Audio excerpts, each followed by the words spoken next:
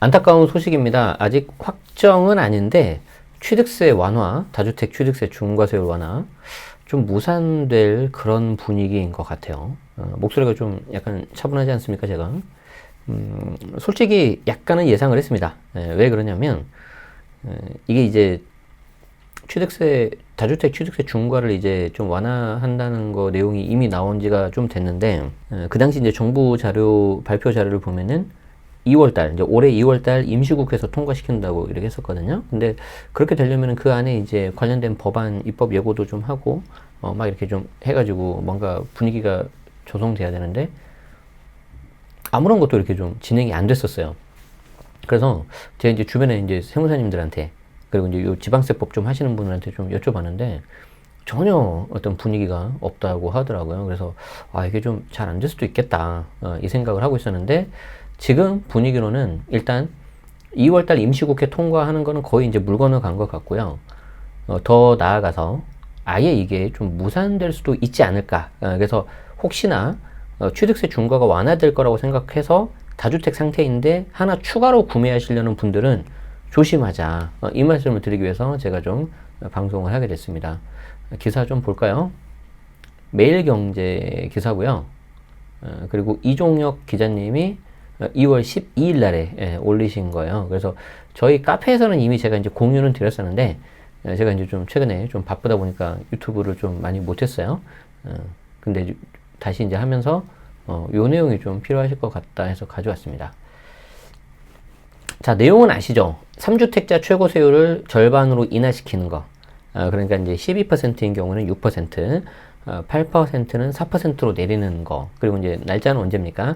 2022년 12월 21일 이후에 잔금한 거에 대해서는 소급해서 적용하겠다라고 했는데, 지금 그 부분에 있어서 좀 진행이 안 되고 있습니다. 왜 그러냐면, 여러분들 아시는 것처럼 이 세율 같은 경우에는 법에 이렇게 명시가 되어 있어요. 그래서 이제 법이 있고, 그 밑에 이제 시행령이 있고, 그 밑에 이제 시행규칙이 있는데, 요 법을 이렇게 바꿔야 되거든요.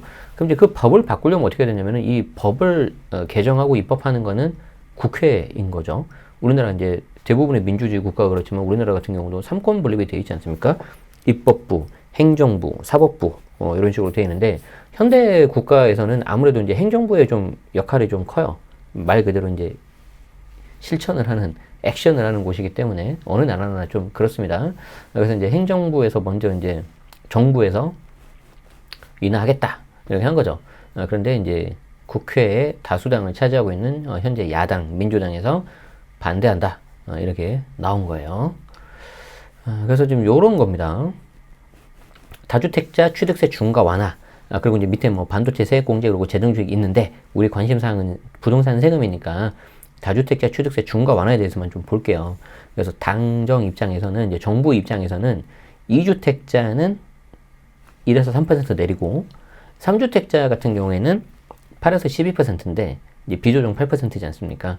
요거는 이제 50% 인하해가지고 4에서 6으로 내린다. 그런데 야당 입장에서는 안 된다. 2주택자도 2에서 4% 하고, 그러니까 이제 1에서 3%거든요. 기본 세율이, 취득세가. 이게 이제 2014년 취득세 감면 때문에 이제 1에서 3으로 내려간 거죠. 다른 부동산, 토지나 상가는 다 4%란 말이에요. 그런데 2주택자는 2에서 4로 하고, 3주택 이상 같은 경우에는 현행 중과세를 유지해야 된다. 라고 이제 나온 거예요. 이게 다주택자를 바라보는 그 관점이 다른 거죠. 기사 내용 한번 보겠습니다. 어떤 근거로 이렇게 내용이 나오는지. 자, 현재 정부의 다주택자 취득세 완화 방침이 거대 야당 민주당의 반대로 물거품이 될 위기에 처했다. 무산될 판이다. 그래서 10일 국회에 따르면, 이게 이제 2월 12일에 나온 기사잖아요. 행안위 법안심사 제1소위는 지난주 다주택자 취득세 중과 완화 내용을 담은 지방세법 개정에 대해서 논의했지만, 그러니까 이제 논의한 거예요. 그러니까 12일 기준에서 지난주니까 2월 초죠. 그래서 이제 2월 임시국회를 통과시켜야 되니까 논의를 시작을 했지만 반대로 합의하지 못하고 보류된 거예요. 그래서 이제 다시 소위를 열고 논의를 재개할 예정인데, 지금 현재 방송을 하고 있는 23일 현재 기준에서도 별다른 말이 없는 걸로 제가 알고 있습니다. 그러면 왜 이런 일이 생기겠냐? 자, 소관부처인 행안부의 이상민 장관 탄핵소추안이 국회를 통과하며 불확실성이 커졌는데, 여러분 여기서 이제 알아두셔야 되는 게 뭐냐면은, 우리가 이제 부동산을 취득하면서 취득세가 있고 재산세가 있지 않습니까? 이거는 이제 지방세법이에요. 지방세. 그래서 지방자치단체에 대해서 좀 이게 쓰는 그런 기능을 하는 곳인데, 이쪽의 주무부서가 행정안전부입니다. 행정안전부, 행안부. 그쵸? 행안부 요즘에 많이 들어봤죠? 요즘에 어떤 장관이 뭐 탄핵 소추되고 막 그랬잖아요. 그래서 지금 정치 지금 분위기가 좀 안 좋은 거예요, 지금. 그러면 우리가 지방세하고 지방세는 그러는데, 그 다음에 종부세하고 양도세는 어떠냐? 이건 이제 국세라 그래요. 국세. 말 그대로 중앙 정부에 대해서 이제 운영하는 그런 세금을 걷어들이는 건데, 이때 주무부서는 기획재정부입니다. 그리고 그 기획재정부 밑에 이제 국세청이 있는 거죠. 그렇게 해가지고 이제 이런 식으로 되고 있기 때문에, 여러분들이 만약에 내가 취득세에 대해서 궁금하다 그러면 세무서 찾아가면 안 돼요. 그쪽 주무부서가 아니에요. 그냥 물건지 관할 지자체, 시청이나 구청 가셔야 돼요. 아시겠죠? 그리고 이제 양도세나 종부세, 국세에 대해서 궁금하다 그러면 세무서에다 문의를 하셔야 되는 거고, 가장 대표적인 게 뭐냐면은, 아마 이제 2분기 때 이제 등록 허용이 되고 이제 인센티브가 복용될 건데, 주택임대 사업자, 아파트 이제 신규 등록이 허용되지 않습니까? 별도 영상에서 말씀드리긴 했지만, 당장 등록하시면 안 돼요. 왜냐하면은 굉장히 복잡하고 양쪽을 다 알아야 됩니다. 어쨌든 우리가 관심 있는 이 취득세 다주택 중과 완화시키는 거는 행안부가 주무부서인데, 지금 정치적인 걸로 좀 분위기가 안 좋다. 그런데 저는 여기서 말씀드리고 싶은 게, 행안부 장관이 뭐 탄핵 소추가 맞냐 안 맞냐, 이거는 정치적인 문제이기 때문에 제가 1도 뭐라고 말씀드리고 싶은 내용이 없고요. 관심이 없고요. 이 탄핵 소추하는 거랑 지방세 내는 거랑 무슨 상관이 있냐는 거죠. 좀 두 개를 좀 분리해야 되지 않냐. 그러니까 정말 이 부동산 시장의 경착륙이냐 연착륙이냐, 아니면은 꺼져야 될 거품이냐, 여기에 대해서 진지하게 토의를 해서 어떤 과학적인 근거와 어떤 데이터를 근거로 해가지고 여당과 야당이 좀 설전을 해서 좀 합리적으로 판단을 해야 되는데, 뭐 이게 탄핵 소추하고 서로 기분 나쁘니까 안 해줘, 이렇게 약간 그런 분위기인 것 같단 말이에요. 저희가 보기에는. 물론 높으신 분들의 뜻을 어찌 저 같은 서민이 알겠습니까마는, 저희 같은 일반 서민이 봤을 때는 저는 그렇게 보입니다. 야당은 다주택자 취득세 중과 완화에 반발하고 있다. 정부안은 2주택자에 대해 현행 중과세율 8%를 일반 세율로 전환해서 중과세를 폐지하는 건데, 3주택자는 중과세는 유지하되 8에서 12%인 4에서 6%로 경감한다. 법인과 4주택 이상 보유자는 세율을 12%에서 절반인 6%로 낮춘다. 그래서 이게 이제 여당과 정부의 생각인 거고, 야당 입장에서는 아니다. 3주택 이상 그리고 법인에 대해서는 중과세율 체계를 그대로 현행대로 둬야 된다고 주장하는 거죠. 그래서 이제 이렇게 서로 주장하는 거는 좋아요. 그러면은 여기에 대해서 이제 치열하게 좀 고민을 해야 된다는 거죠. 왜 8%까지 올려야 되냐? 왜 12%까지 올려야 되냐? 거기에 대한 어떤 근거, 백데이터가 저는 있어야 된다고 생각하는 거예요. 그런데 8%, 12% 하다가 그냥 예를 들어서 그냥 예를 드는 거예요. 야, 장관 어떻게 해야지. 이렇게 나온다는 거죠. 그거는 진짜 잘 모르겠어요, 저는. 자, 어쨌든 이렇습니다. 그래서 야당 입장에서는 현재 지금 반대를 하고 있다. 그래서 이렇게 된다면은 국회에서 법이 통과가 안 되면 그냥 우리는 그냥 그대로 8%, 12% 가는 거죠. 그럼 이제 어떤 일들이 발생하겠어요?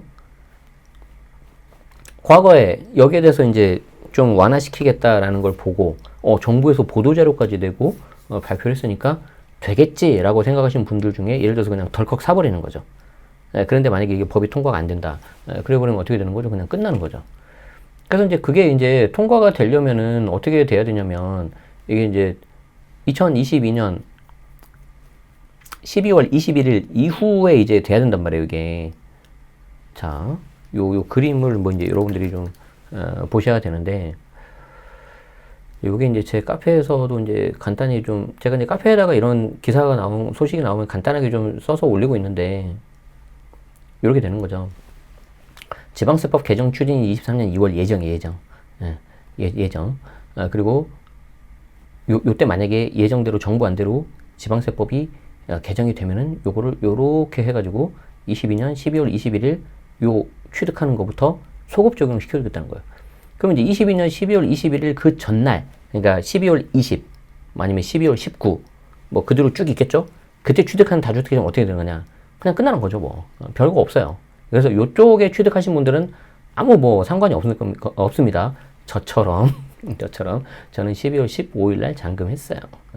그냥 과감하게 12% 내는 거죠. 눈물이 앞을 가립니다, 솔직히. 예, 그렇지만 뭐 어떡하겠어요. 12% 예상하고 그냥 저는 질렀는데 뭐. 자, 어쨌든 그러는데 여기 이제 요 날 이후에 이제 취득하신 분들이 계시죠. 이분들은 이제 여기 지방세법이 개정될 거라는 거를 이제 불확실성을 보고 이제 투자하신 분들 분명히 일부 계실 거란 말이에요. 그래서 그런 분들이 지금 오매불만 기다리고 있는데 지금 분위기상으로는 썩 좋진 않다. 요 말씀을 좀 드리고 싶어요. 그래서 이제 정부 계산은 지금 부동산 거래가 너무 안 되고 힘든 상황이기 때문에 이 취득세 중과를 좀 풀어서 얼어붙은 시장을 좀 녹인다는 그런 계획인데 야당에서는 반대를 하고 있고 개인적으로는 거래 비용이 저는 너무 과하다는 생각이 들어요. 우리가 이제 주택 취득세 같은 경우에는 부동산처럼 다른 일반 부동산처럼 4%인데 2014년에 취득세 감면돼가지고 1에서 3% 됐단 말이에요. 그럼 그때 1에서 3% 내린 것도 2014년이 왜 그렇게 됐냐면은 2008년 서브프라임, 2010년 금융위기 돼가지고 하도 거래 안 되고 수도권 시장이 죽을 쓰고 있으니까 조금 내려준 거였거든요. 거래를 좀 하라고. 그런데 그거를 한 6년 정도 유지하다가 2017, 18부터 가격이 오르기 시작을 하니까 2020년 8월 달에 지방세법 개정을 해가지고 8%, 12% 올렸다는 거죠. 8%, 12%. 자, 그러면은 저는 이제 말씀드리고 싶은 게 그거예요. 제가 말씀드리고 싶은 건 뭐냐면은 자, 왜 8%, 12%냐는 거지. 왜? 도대체 이 숫자는 어디서 나오냐? 도대체 이 숫자는. 그냥 제 짧은 생각으로 추정하기로는 부동산의 취득세가 4%이기 때문에 4 곱하기 2, 4 곱하기 3. 결국에는 구구단에서 나왔다, 이거.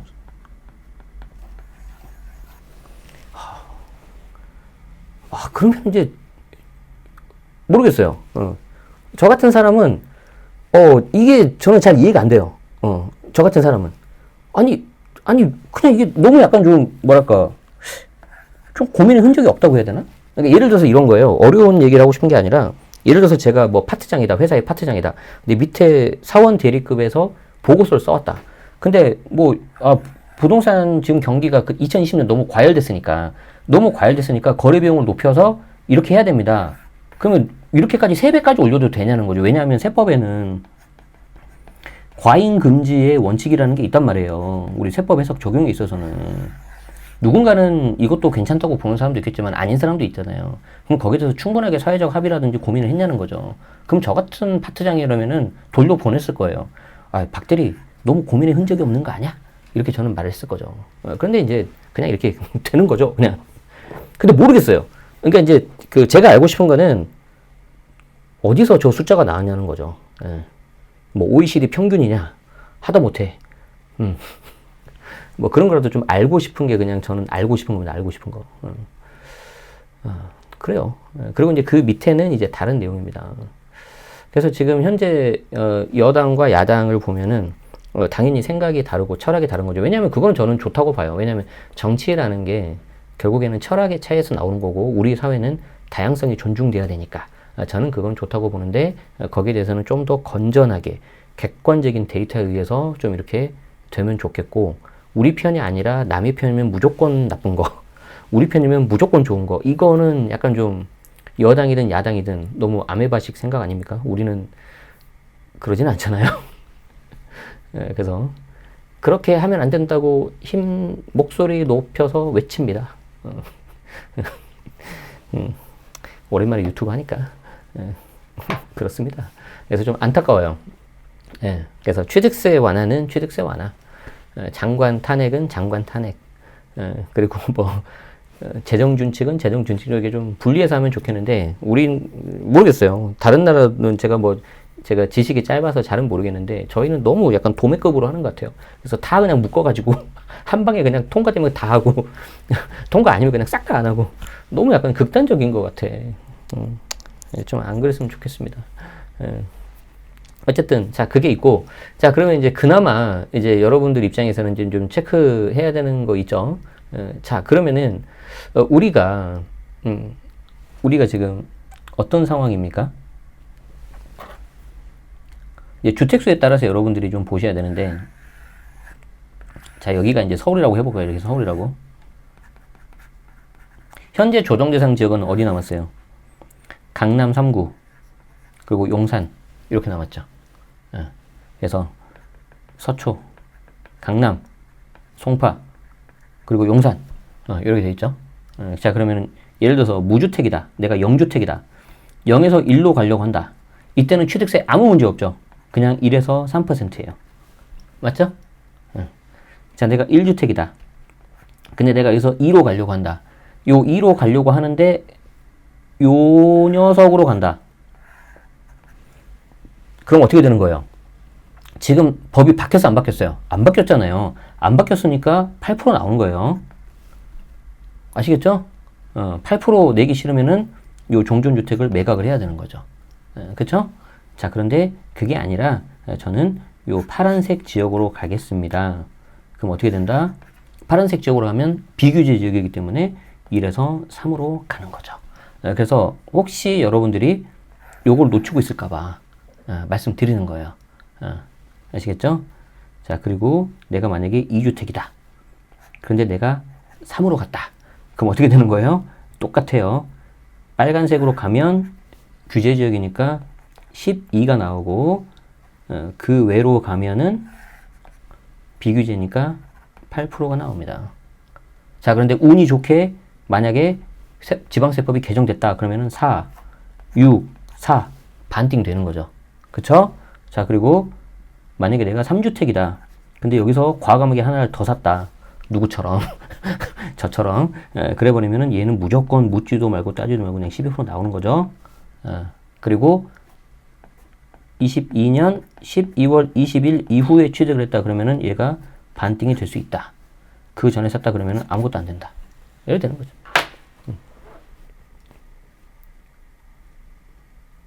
됐죠? 됐어요. 가급적 여기에서는 부동산 세금만 이야기하세요. 채팅방 보니까 뭐 그 정치 이야기를 하시는 분이 몇 분 계시는데 제 채널에서는 정치, 종교, 젠더 이 세 가지는 절대 말하지 않습니다. 그리고 이제 혹시라도 그러신 분들이 계시면 예고 없이 댓글이 좀 삭제가 될 수 있는 거 이건 좀 양해 말씀 드리도록 하겠습니다. 왜냐하면 그 세 가지에 대해서는 생각이 다 달라요. 그래서 누가 맞다 틀리다 이거를 말하고 싶은 생각이 저는 1도 없습니다. 아시겠죠? 자, 그렇습니다. 그래서 거래 절벽 심각한데 취득세 완화는 좀 무산될 것 같다. 그래서 요건 좀 한번 좀 보고요. 그 뒤에 이제 어떤 식으로 좀 진행이 되는지, 그리고 좀 뭔가 또 반전이 있을 수 있지 않겠습니까? 그렇게 되면은 언제든지 제가 곧바로 새로운 소식을 알려드릴 테니까 구독하시고 알림 설정하시면 편하게 받아보실 수가 있겠습니다. 네, 도움 되셨다면 좋아요, 구독 부탁드리겠습니다. 네, 오늘 여기서 마치겠습니다. 고맙습니다.